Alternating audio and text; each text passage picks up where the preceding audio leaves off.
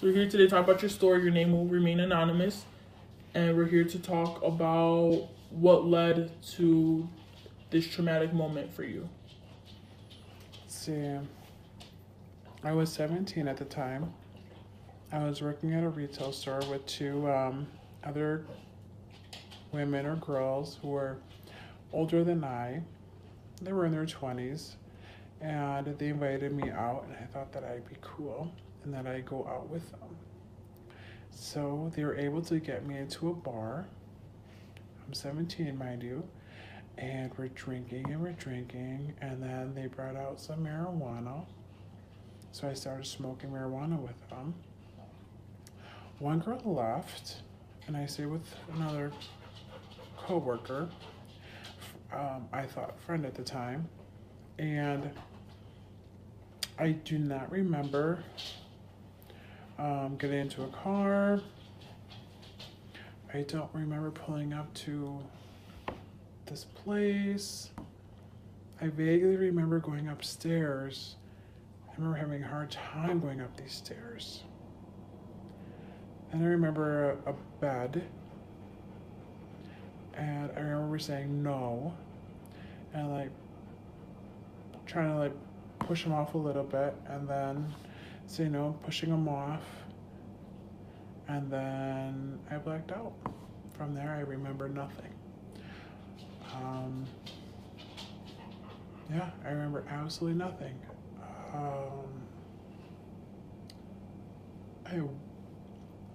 I woke up the next day naked. I didn't know where my clothes were. I wasn't quite sure if anything had happened. I didn't know anything. I just quick and found whatever clothing I could find and put on real fast.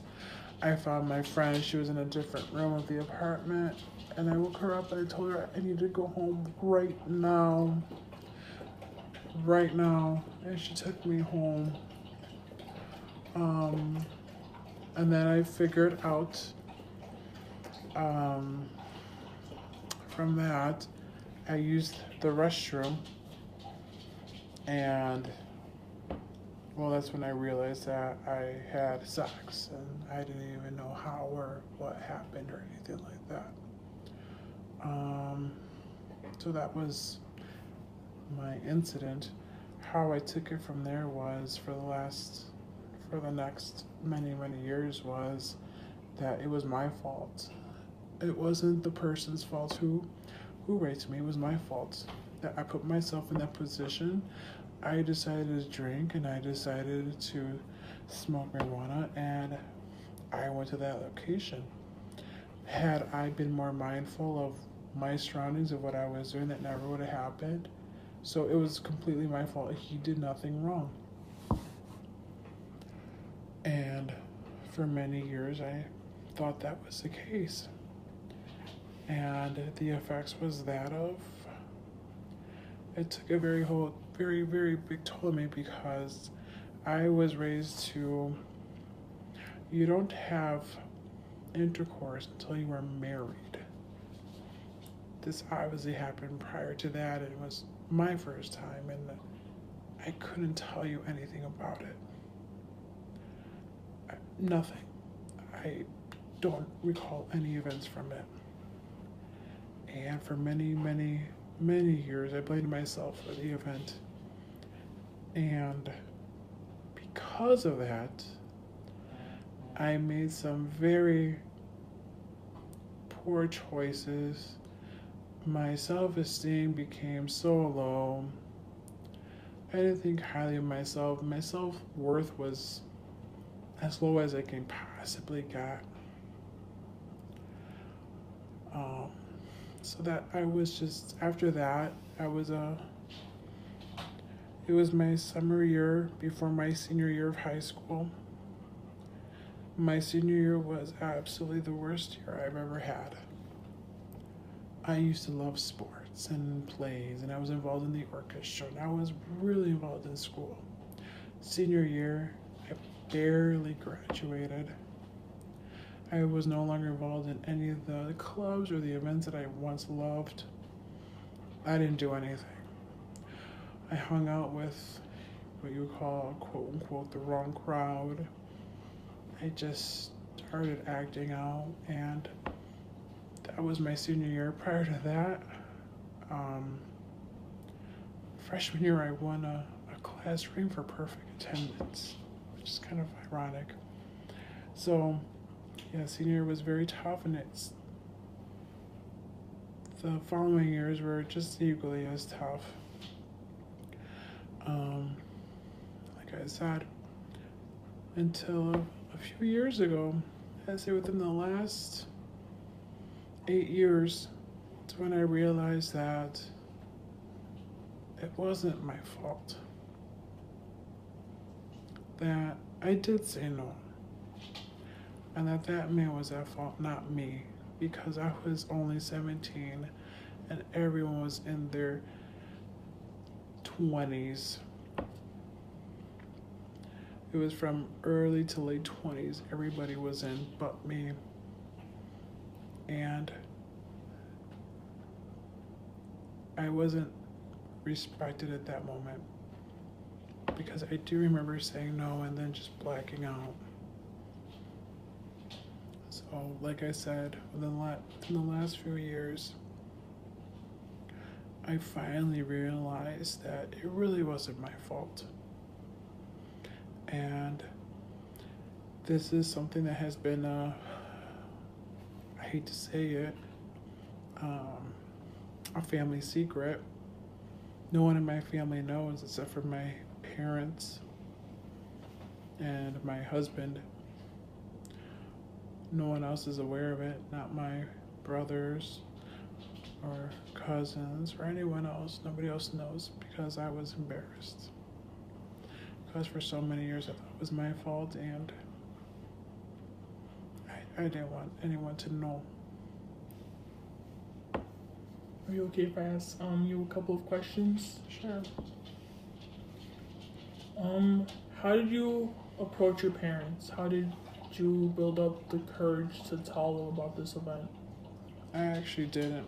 Some very close friends of mine I've been friends with for years prior, that were my age, sat down with my parents and told them with me. How did they react? They were very upset and told me it was my fault.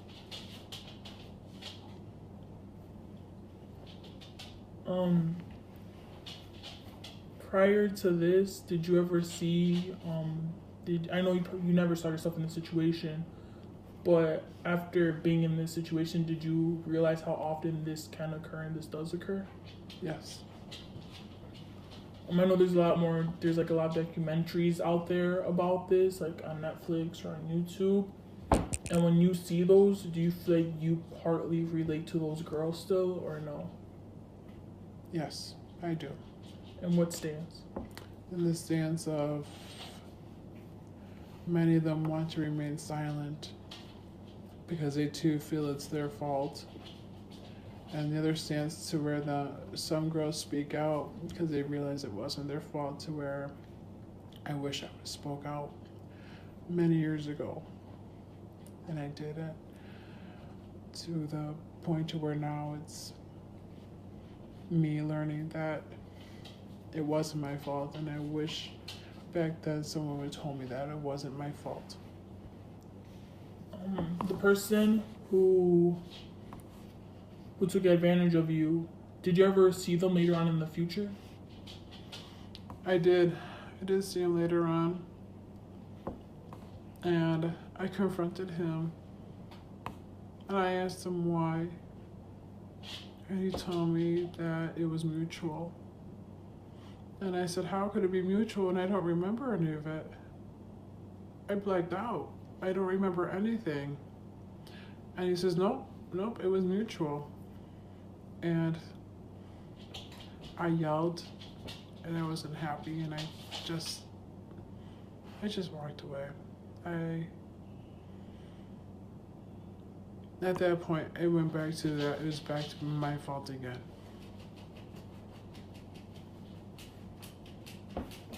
For younger girls going through similar situations, what would be like your main message to them? Speak out. It's not your fault. And try and try to try. If you're going to be around people, try to be around people who truly do care about your best interests and not your own and not their own. That they really do care about you. And if anyone says it was your fault, never believe it. And I understand you have children and you have daughters.